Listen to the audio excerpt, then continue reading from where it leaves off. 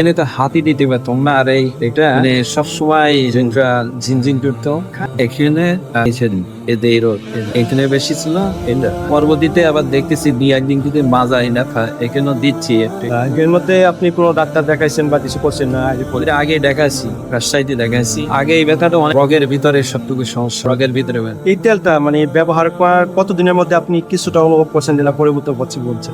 1 মাস, মাসখানিক ব্যবহার না? মাসখানিক বয়েছে কি হয়নি এরা। আপনার যতটুকু ব্যথা ছিল তাতে আপনি কতটুকু মনে করেন যে কমছে? 80% বেশি তো রয়েছে। 50% বেশি কমে আসছে তো? এতো একটু কমতেছে, তাই না?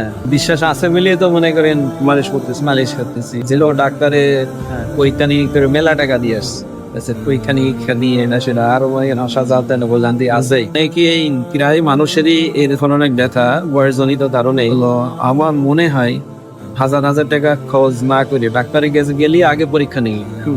পরীক্ষা না করে আমি অনেকেরও বলেছি যে তেলটা বিশ্বাস রেখে অন্তত একটাই না হয় 2টাই দেখা উচিত। যেহেতু মানে একটা ডাক্তারের কাছে পরীক্ষা নিরীক্ষা দিলেই 1-1.5 হাজার, সে অনুযায়ী আর তেলে তো অত দাম না।